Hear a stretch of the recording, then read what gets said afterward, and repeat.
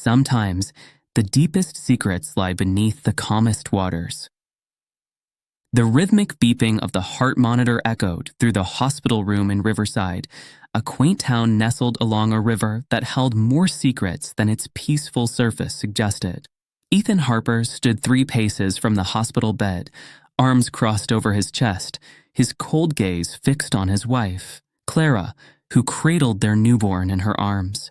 Clara's face glowed with a mixture of joy and exhaustion after a difficult delivery. Beside her sat 2 older women, Margaret, Ethan's mother, and Eleanor, Clara's mother. Before this moment, Ethan and Clara had seemed like the perfect couple to everyone who knew them. They had met 6 years ago at a charity fundraiser where Ethan had been volunteering as an engineer helping design clean water systems for developing countries. Clara, a vibrant elementary school teacher with a passion for children, had been instantly drawn to his quiet determination and compassion. Their courtship had been a whirlwind. Weekend getaways to the mountains, surprise dinner dates, and long walks along the Riverside waterfront where they'd share their dreams under the stars. 3 years of seemingly blissful marriage had followed. They bought a charming 2-story home just blocks from the river, painted the nursery together when Clara announced her pregnancy, and hosted neighborhood barbecues where friends would comment on how perfectly matched they were.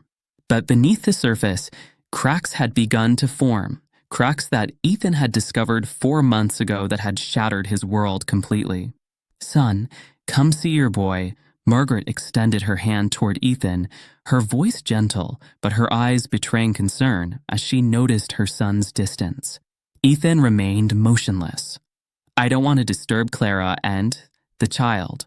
Clara looked up, her smile fading. "I just went through 12 hours of labor, Ethan. Don't you want to hold your son?" A young nurse entered the room, beaming with a clipboard in hand. "Welcome to the world, little one. Now we need Dad to sign the birth certificate." She offered the papers and a pen to Ethan. The air in the room froze as Ethan took a step back, refusing to take the pen. "I won't be signing anything," he said evenly, "until I see the results of a DNA test." The room plunged into suffocating silence. Clara sat stunned, her face draining of color as she clutched the baby tighter, causing it to whimper. "Ethan Harper," Margaret exclaimed. "How dare you? Are you accusing me of something?" Clara interrupted, her voice trembling. "You think our baby isn't yours?" Eleanor quickly moved to her daughter's side, patting Clara's shoulder. "Calm down, sweetheart. Think of your health and the baby's." She turned to Ethan, her eyes blazing with anger. "Couldn't this wait until we left the hospital? This is cruel, Ethan." Ethan maintained his emotionless expression, but his jaw clenched visibly. "I'm not questioning this because I want to, but because I know." He pulled his phone from his jacket pocket. "I know about Nathan Brooks. I know about his relationship with you, Clara. And I need to be certain this child is my son before I sign anything." Clara's entire body jerked as if he had struck her. Her eyes widened, lips parting in silent shock, as though she'd seen a ghost. "No, it's not what you think," Clara stammered, her panicked eyes darting from Ethan to her mother. "Ethan, I can explain." "Explain what exactly?" Ethan unlocked his phone, his voice still frighteningly controlled. "He'll never know. Ethan is too busy with work to notice anything. I miss you so much, Nathan. Meet me at our usual hotel next time." He looked up from the screen. "That's a message you sent him 5 months ago. I have plenty more." Clara held the baby like a shield, her breathing labored. Tears streamed down her cheeks. "Yes, I was in contact with Nathan, but that doesn't mean. This baby is yours, Ethan." Margaret stepped forward, placing a hand on her son's shoulder. "Ethan, this can wait. Clara just gave birth, she needs." "Mom," Ethan interrupted, his voice cracking slightly for the first time. "I've known about this for 4 months. I've waited, Mom. I waited to avoid causing Clara stress during her pregnancy. I waited to protect the health of this child, even though I don't know if he's my flesh and blood." He looked directly at Clara, his eyes no longer cold, but filled with pain. I'm requesting a DNA test. If this child is mine, I'll fulfill my responsibilities as a father. If not, he took a deep breath. If not, this marriage is over. Eleanor supported Clara's trembling form. You're acting like a monster, Ethan. After everything Clara has sacrificed for you. Sacrifices? Ethan let out a hollow laugh that sent chills through the room. Like sleeping with her colleague behind my back? Like potentially bringing home a child that isn't mine? Is that sacrifice, Eleanor? The nurse stood awkwardly by the door, unsure what to do. I'll come back later, she mumbled before quickly leaving the tension-filled room. Clara hung her head, her shoulders shaking with sobs. I'm sorry. I didn't think you knew. She looked up, her eyes red and swollen. The baby is yours, Ethan. I'm certain of it. We'll know after the test results, Ethan said, walking toward the door. He paused to look at Margaret. Are you coming with me, Mom? Margaret hesitated, torn between her son and Clara. Ethan, I think you should. Are you coming with me or staying with Clara? Ethan repeated, his voice gentle but firm. Margaret sighed, kissing Clara's forehead. I'll be back to check on you later. She moved toward her son, her eyes sad. As the door closed behind them, Clara's sobs and the baby's cries merged into a heart-wrenching duet that echoed through the cold hospital corridor. Outside, rain began to fall over Riverside as if nature itself mourned the fracturing family. Thunder rumbled in the distance, a fitting backdrop to the storm brewing in Ethan's life.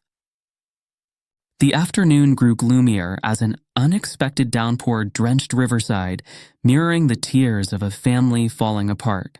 In Margaret's small apartment, Ethan sat silently by the window, watching raindrops race down the glass. Are you really sure about this? Margaret placed a steaming mug of coffee before her son, the rich aroma of chocolate wafting up, his favorite comfort drink since childhood. I have evidence, Mom, Ethan replied softly, not touching the coffee. Text messages, emails, call history. Clara and Nathan have been meeting at least once a week for the past 6 months. Margaret settled into the chair across from her son. Sometimes our hearts want to believe the best, even when faced with harsh truths, Ethan. I did believe, Mom. I believed in Clara completely. Ethan finally met his mother's eyes, and Margaret was startled to see tears glistening. You know how much I loved her. I did everything for her. The hard shell Ethan had maintained crumbled in this rare moment of vulnerability. He buried his face in his hands, his shoulders shaking. I always came home every night no matter how stressful work was. I planned surprise birthday parties for her. His voice broke. Are you really my mother? Or did you pick me out of some garbage bag?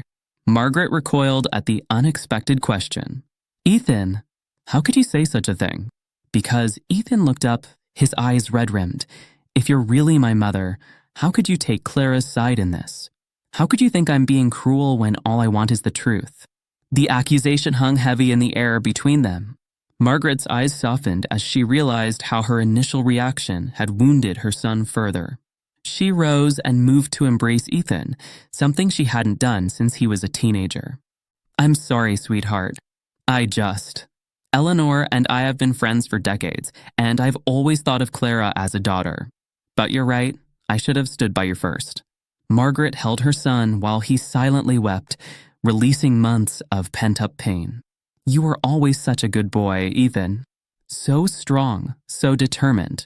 When your father left us, you stepped up at just 12 years old, getting a paper route, helping with bills. You've never been cruel a day in your life. She pulled back, wiping a tear from her own cheek. When the DNA results come, whatever they show, we'll face it together. And if this marriage ends, it won't be because you failed, Ethan. It will be because Clara couldn't recognize the treasure she had. Ethan finally reached for the coffee, drawing comfort from the familiar taste. I'll do the DNA test.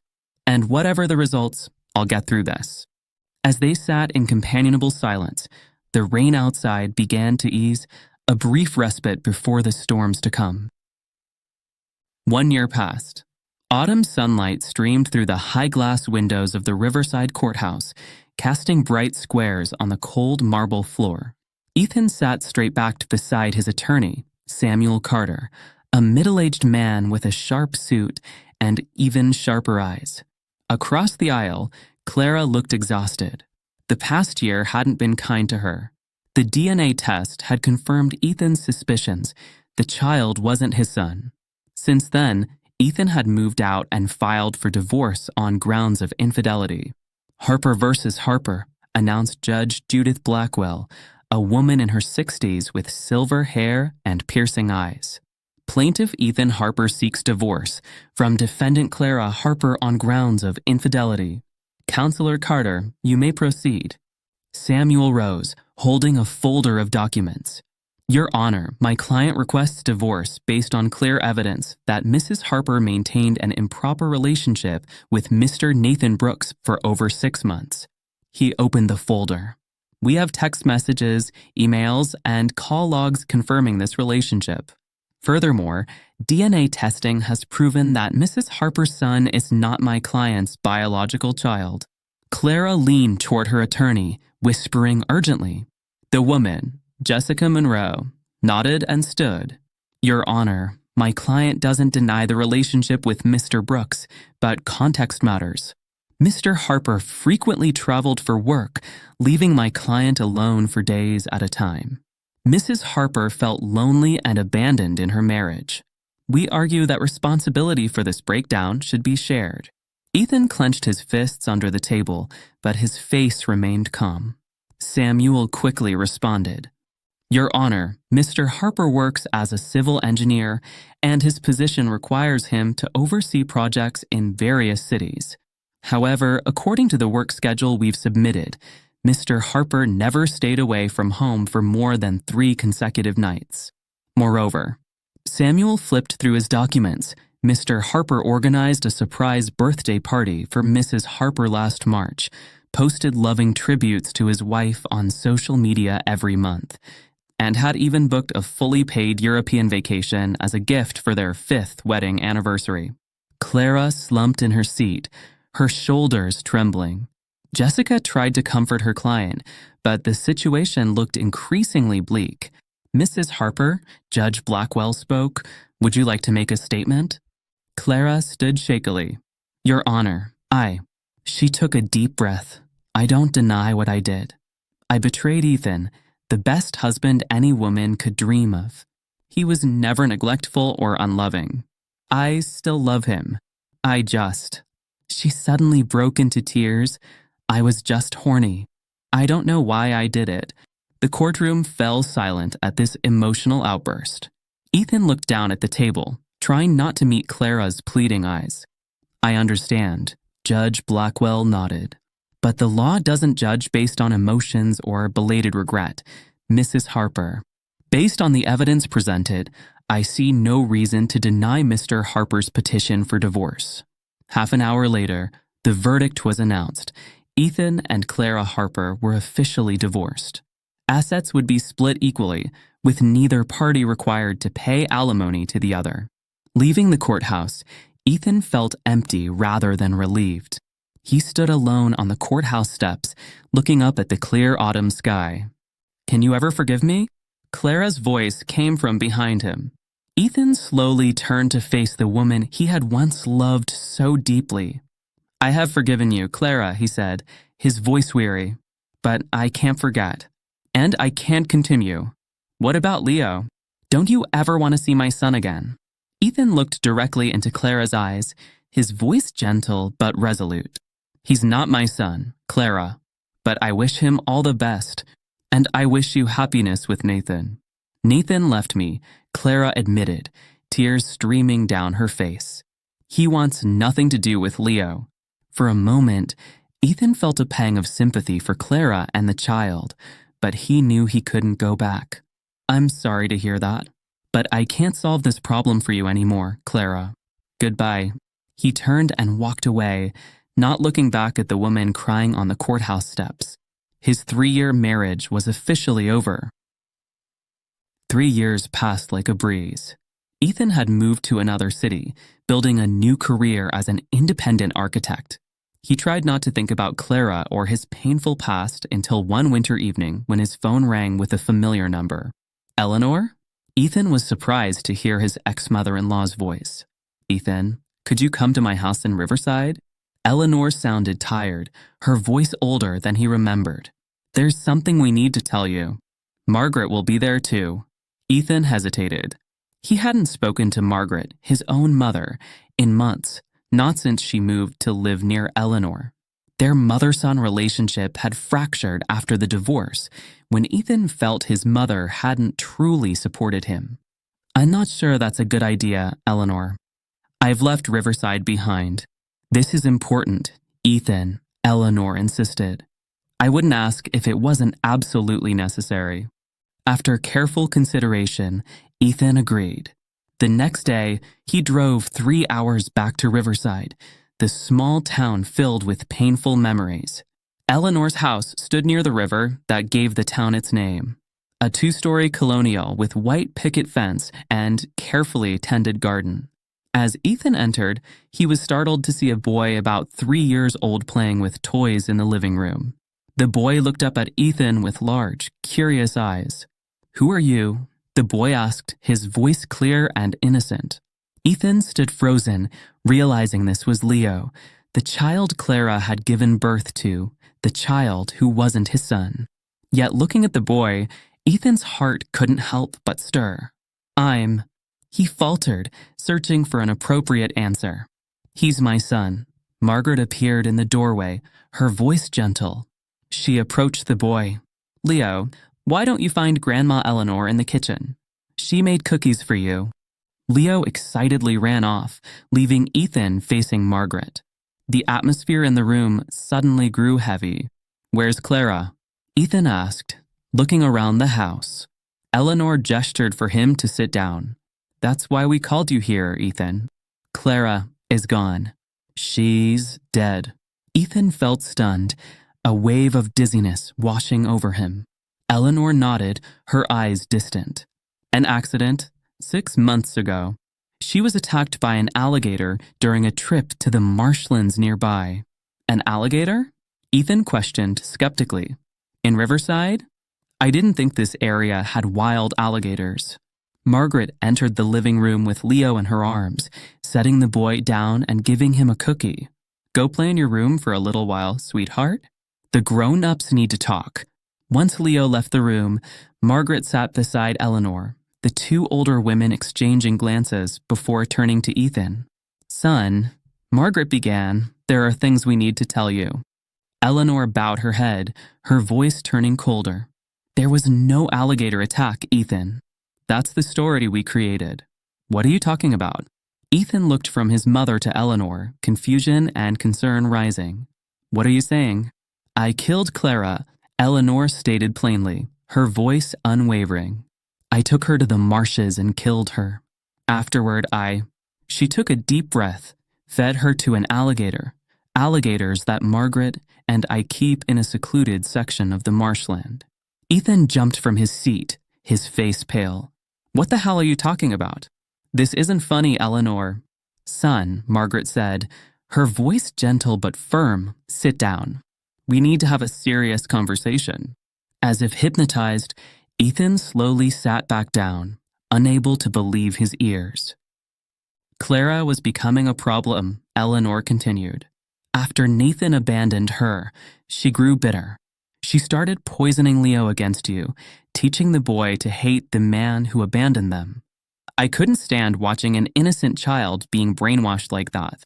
And Nathan? Ethan asked, his voice hoarse.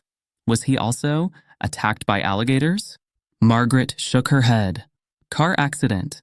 Brake failure on the highway. Jesus Christ, Ethan whispered, nausea rising. Who are you people? Eleanor smiled, but her eyes remained cold as ice. Before we were loving mothers, we served in a special military intelligence unit. We met in the 90s, trained to do things that the government couldn't publicly acknowledge. Margaret continued, "We retired long ago, Ethan, but the skills remain. And when it comes to protecting those we love." "You're insane." Ethan shook his head, unable to process what he was hearing. "You're murderers. I have to call the police." "You won't," Margaret said, her voice gentle but determined. "Because of Leo. And because we're dying, Ethan." Ethan blinked, not understanding. "What?" "Terminal cancer," Eleanor explained. "Both of us." A cruel twist of fate. Two old friends receiving terrible news just a month apart. "Doctors give us less than 6 months. That's why we called you," Margaret added. "Leo needs a family. Clara is gone. Nathan is gone. We will be gone soon. That leaves only you, Ethan. You want me to adopt a child who isn't mine, the son of a wife who betrayed me?" Ethan couldn't believe it. "You can't be serious." "The boy is innocent," Eleanor said. "That's the one thing we've been certain of throughout our years of service. Children are always innocent." Ethan glanced through the doorway, seeing Leo playing alone, smiling at his toy. His heart tightened. "We've transferred all assets to you," Margaret said. "This house, Eleanor's bank accounts, our pensions. Enough for you to raise Leo and build a new life." Ethan stood up, needing air. "I need to think. This is too much." "You have one night," Eleanor said. "Tomorrow we'll need your answer." Ethan spent a sleepless night in the local hotel, his mind racing. He hated Clara for her betrayal, but Leo was just an innocent child. He despised Eleanor and Margaret for what they had done, but part of him understood their fierce protection of Leo. The ethical dilemma tormented him. Should he report the murders? Could he even prove them? Would Leo be better off in the foster care system than with the man who had rejected him at birth? What kind of man would Ethan be if he walked away from a child who needed him, regardless of biology? As dawn broke, Ethan stared into the mirror, seeing his exhausted face. "What kind of man am I?" he asked his reflection. The answer came to him as the sun rose. Ethan returned to the Riverside house, where Margaret and Eleanor waited in the living room. Leo sat on the floor, building with colorful wooden blocks. "Hi," the boy said when he saw Ethan. Ethan knelt down to the child's level. "Hi, Leo. What are you building?" "A really tall building," Leo smiled, his innocent eyes looking directly into Ethan's. "Can you help me?" A strange warmth spread through Ethan's chest. He looked up, seeing the expectant gazes of Margaret and Eleanor. "Of course," he said to Leo. "I'll help you build the tallest building in the world." After an hour of playing with Leo, Ethan handed the boy to Margaret for his afternoon nap. When only he and Eleanor remained in the living room, Ethan took a deep breath. "I'll adopt Leo," he said. "Not for you or for the assets. Because he deserves a family." Eleanor nodded, a tear rolling down her wrinkled cheek. "Thank you, Ethan. We know this isn't an easy decision." "One more thing." Ethan looked directly into her eyes. "I will never tell Leo what you two did, but I want to know the full truth about everything. No more secrets." Eleanor nodded. "That's a fair deal." 5 years passed like a gentle breeze over the Riverside waters. Ethan looked out the window of his new home, where he, Sarah, and their 2 children now lived. Sarah, a former military officer whom Margaret had introduced before she passed away 2 years ago, had become the wife Ethan never thought he'd find after his first marriage collapsed. Leo, now 8, played in the garden with Emma, Ethan and Sarah's biological daughter who had just turned 2. Their laughter echoed through the warm summer afternoon. "They're so precious," Sarah said, placing her hand on Ethan's shoulder. "I still can't believe Leo isn't your biological son. He's so much like you, from his mannerisms to his passion for building things." Ethan smiled. "Sometimes what makes a family isn't blood." After dinner, while Sarah put Emma to bed, Ethan sat in his study, opening an old wooden box that Margaret had left behind. Inside was a worn diary and a faded photograph.